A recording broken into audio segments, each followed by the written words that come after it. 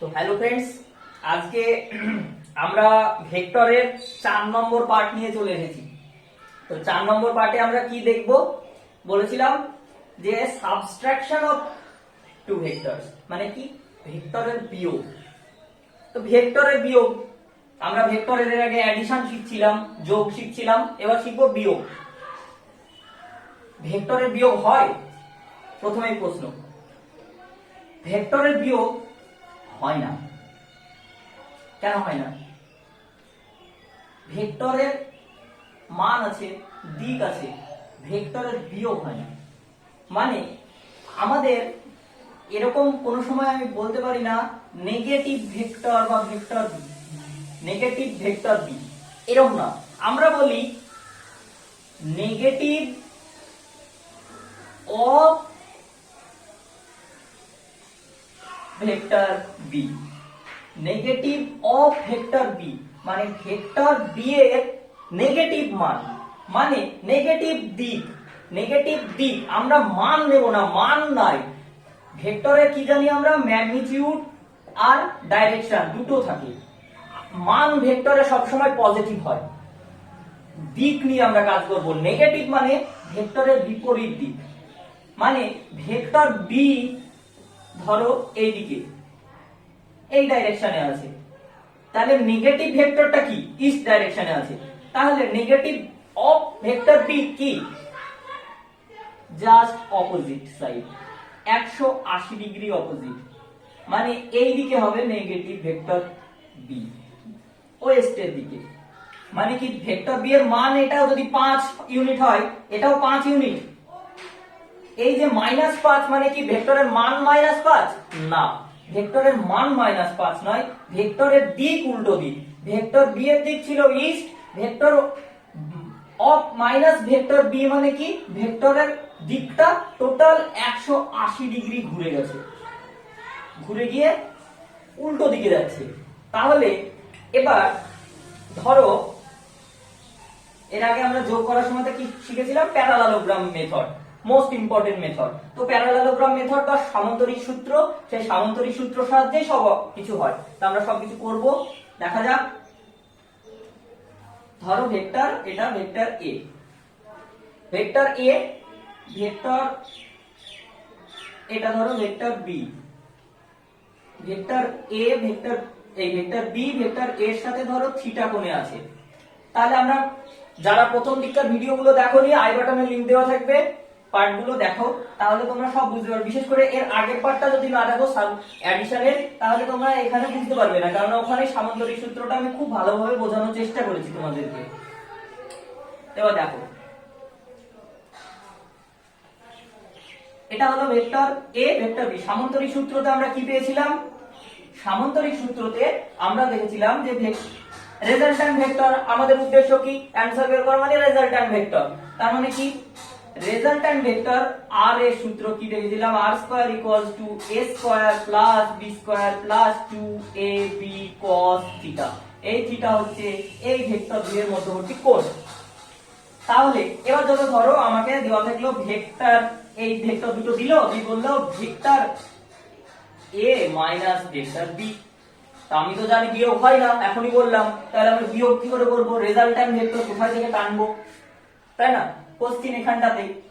আচ্ছা, এটাকে আমরা, এটা তো শুধু দিকের জন্য নেগেটিভ দিয়েছি, এটাকে আমরা এরকম ভাবে লিখবো, লিখতে পারি না, vector a plus minus of vector b। মানে কি আমি দিকটা নিলাম ব্র্যাকেটের মধ্যে, ভেক্টর বি এর উল্টো দিকে।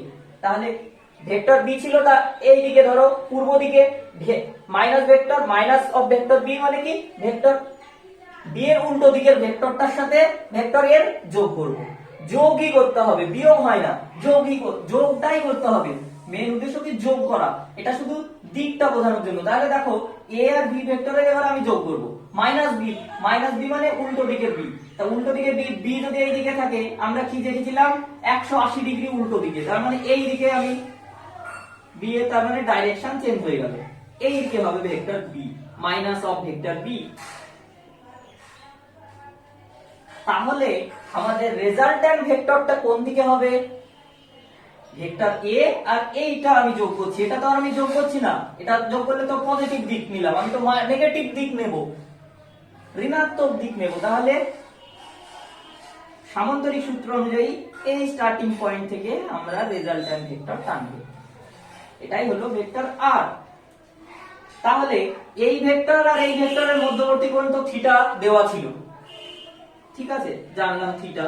তাহলে আমরা এখন বের করছি রেজাল্ট্যান্ট ভেক্টর এই দিকে। তাহলে এই দুটো ভেক্টরের মধ্যবর্তী কোণ আমরা কি করে পাবো?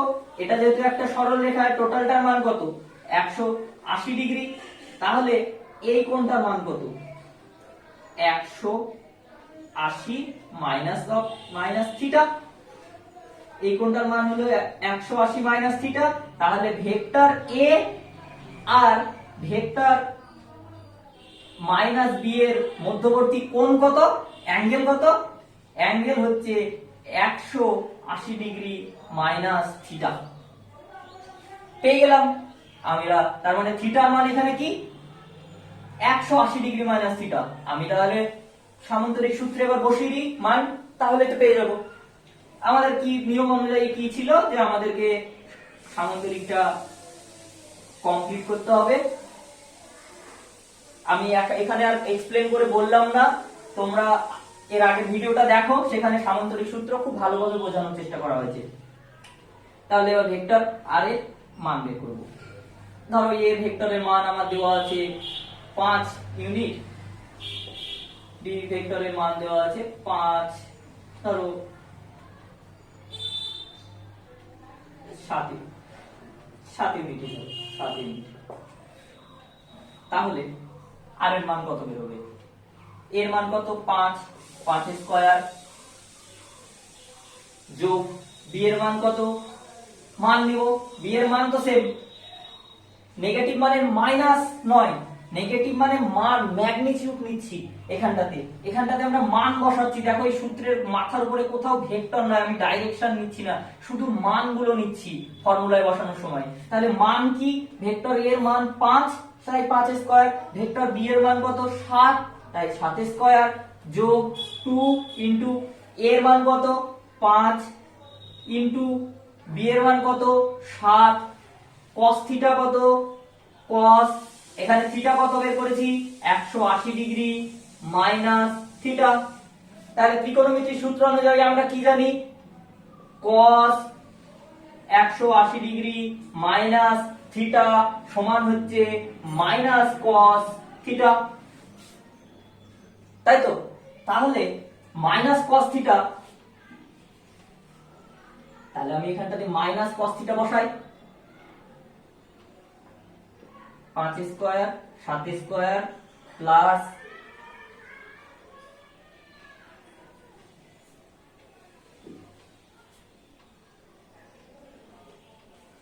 আমি ধরো মান এখন বসালাম না, কারণ আমি প্রথম যেহেতু তোমাদেরকে বোঝাচ্ছি, তোমাদের আবার বুঝতে অসুবিধা হবে, সেই জন্য আমি এখানে লিখতে লিখতে থেমে গেলাম।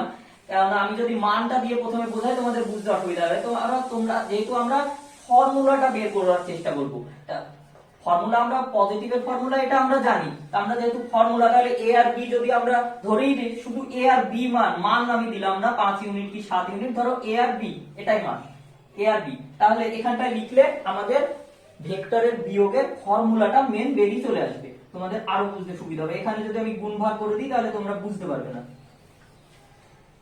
ধরো vector A square vector B square 2ab cos 180 degree minus theta. তাহলে cos 180 ডিগ্রি মাইনাস থিটা সমান কি দেখেছি? Minus of cos theta.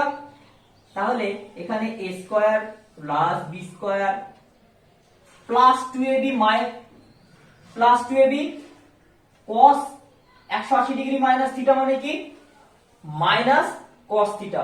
Minus cos theta মানে এখানটাতে মাইনাস চলে আসবে, এই মাইনাস এখানে চলে আসলো, তাহলে minus 2ab cos theta, minus 2ab cos theta. তাহলে r স্কয়ার এর মান বের হলো a square plus b square minus 2ab plus cos theta. তাহলে আমরা এটা দেখেছিলাম ভেক্টরের অ্যাডিশনের ফর্মুলা, এটা দেখলাম সাবট্রাকশনের ফর্মুলা। এবার আমি তোমরা মনে আসতেই পারে যে অ্যাডিশন সাবট্রাকশন হয় না বললাম, বিয়োগ হয় না, তাহলে আবার এই ফর্মুলা কেন? আমি যদি এখানে মান বসাতাম, আমি মান বসাতে গেছিলাম, তোমরা দেখো মান যদি এখানে ডাইরেক্ট বসা, তোমাকে ফর্মুলা যদি তুমি মনেও না রাখো, এটা মাইনাস চিহ্নটা মনে না রাখো, তোমাকে কিন্তু সেই এখানে মাইনাস কস থিটাটাই বসাতে হবে। মাইনাস কস থিটা বসালে এখানটাতে এই ফর্মুলাটাতে, এই ফর্মুলা থেকে এই ফর্মুলাটা আসলো, শুধুমাত্র মাইনাস চিহ্নটা এসছে cos 180 ডিগ্রি মাইনাস থিটা, এই কোণটার জন্য এই মাইনাস চিহ্নটা এসেছে, এটা কোনো ভেক্টরের জন্য আসেনি, এটা কোণের জন্য এসেছে। তাহলে সেই একই এই ফর্মুলাই আসবে এবং এখানেই মান বসাতে হবে। তাই তোমাদেরকে যদি মান দেওয়া থাকে কোশ্চেনে, এখানে 5 ইউনিট, এখানে 7 ইউনিট এরকম ধরো দেওয়া থাকলো, তখন আমরা ডাইরেক্ট যদি এই ফর্মুলাটা ব্যবহার করি তাহলে আমাদের একটা লাইন কমে যাবে। আমরা এই ফর্মুলাটা লিখে, এই লাইনটা লিখে এটা করার কি দরকার? তা সেই জন্য আলাদা একটা ফর্মুলা হিসেবে আমরা এটাকে ধরবো। তাহলে কি মাইনাস কস থিটা। এবার এটাও মনে রাখা কি, এখানে কি করেছিলাম, এস এ প্লাস বি, ছোট আছে না বড় হাতে লিখি, a প্লাস বি হোল স্কয়ারের ফর্মুলা ছিল আমাদের এই পর্যন্ত 2ab পর্যন্ত। এখানেও তাই, a square plus b square minus 2ab, মানে কি a মাইনাস b হোল স্কয়ারের ফর্মুলা। এই ফর্মুলাটুকু মুখস্থ রাখবো, এটুকু লিখবো, লেখার পরে শেষে লিখে দিব cos থিটা, হয়ে গেল। তাহলে কি আমাদের মনে রাখতেও সুবিধা হলো। এটাই হলো কি ভেক্টরের বিয়োগ করার formula, subtraction of two vectors. এবার একটা আমরা কোশ্চিন নিয়ে নিই, একটা প্রবলেম নিলে তোমাদের আরো বুঝতে সুবিধা হবে কিরকম প্রশ্ন আসে। এটা তো আমি ফর্মুলাটা ডিরাইভ করে দেখালাম, তাই আমরা দেখবো এবার কোশ্চিনটা কি। দেখি কোশ্চিনটা লিখি।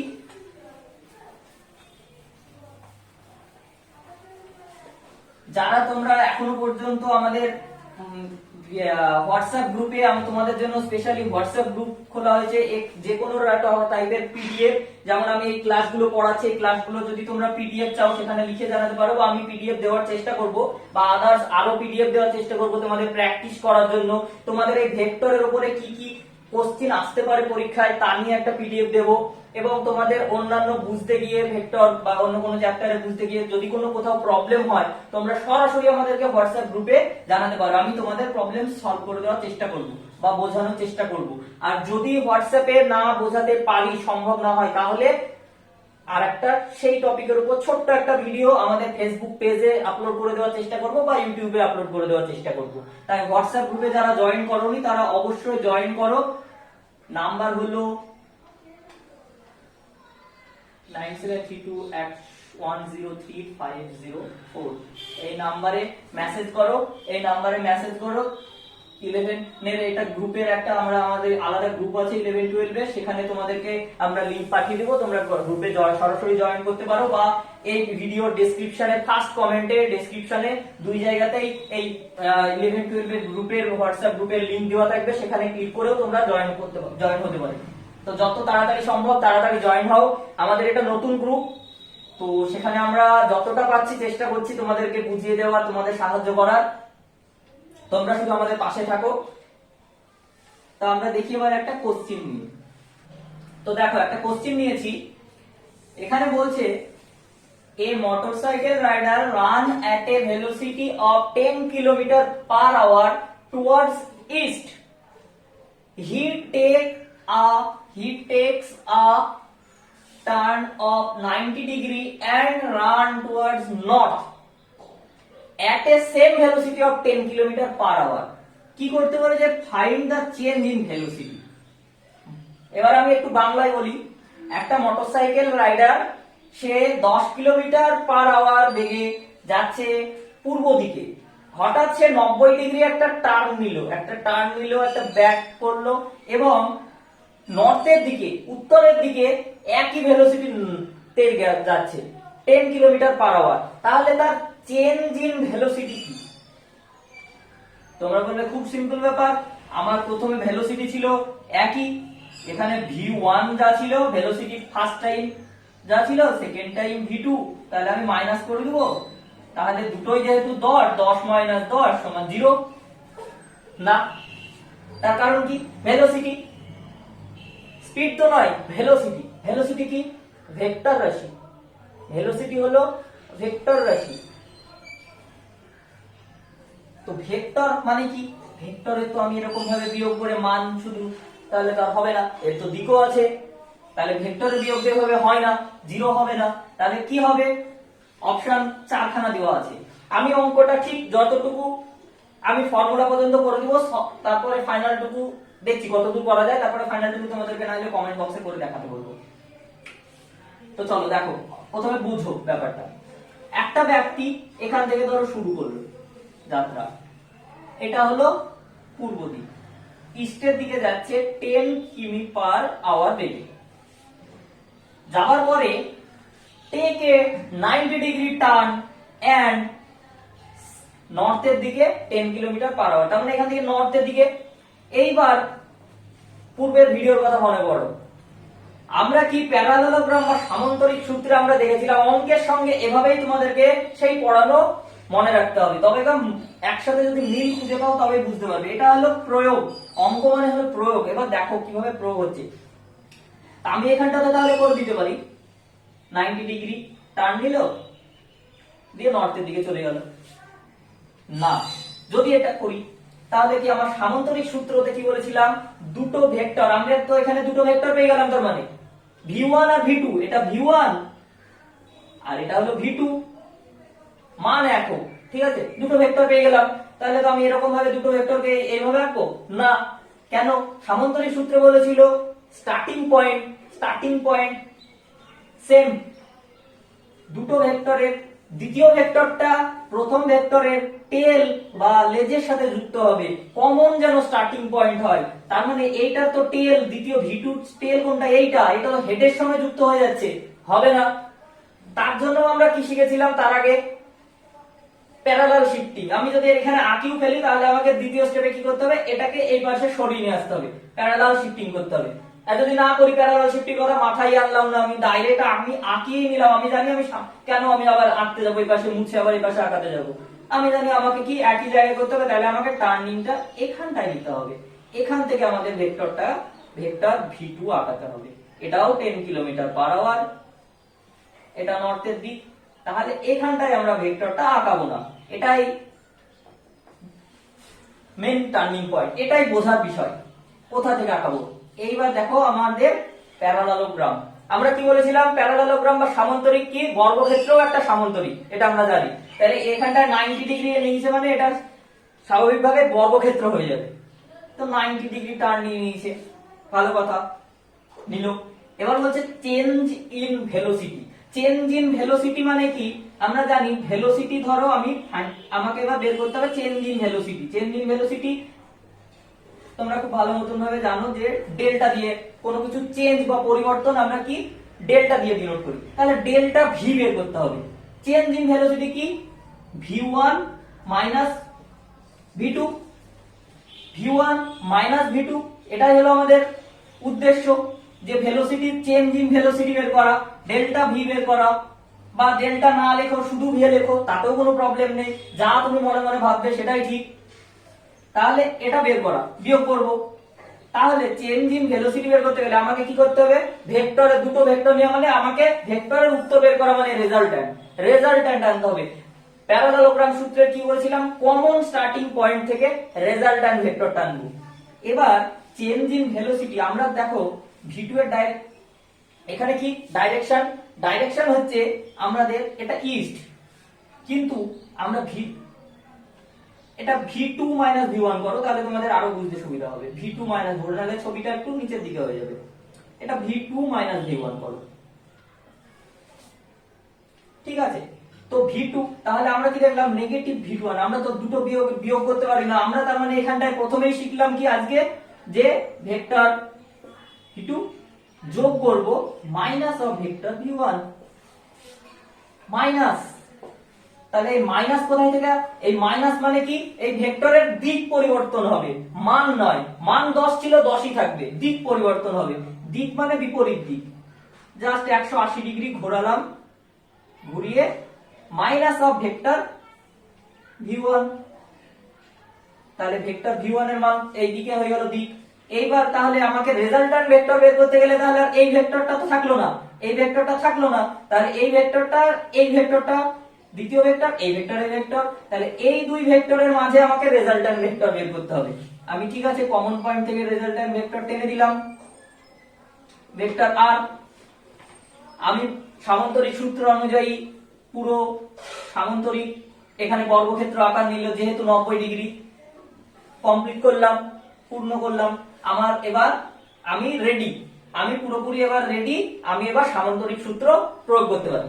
ঠিক আছে, তাহলে ভেক্টর দুটোর মধ্যে কোণ দরকার, এখানে আমাকে কোশ্চেনে বলে দিয়েছিল 90 ডিগ্রি। দেখো সেই একই ব্যাপার, এটা যদি 90 হয় 180 থেকে এটা বিয়োগ করলে এটাও এই দিকেও 90, জানো খুব সাধারণ। তো 90 ডিগ্রি, তাহলে দুটো ভেক্টরের মাঝে আমার থিটা কোণ কত থাকলো এখানে 90 ডিগ্রি। আর আমার ভেক্টর কি বেরোলো, ভেক্টর এটা হলো v2, আর আরেকটা ভেক্টর কি v1।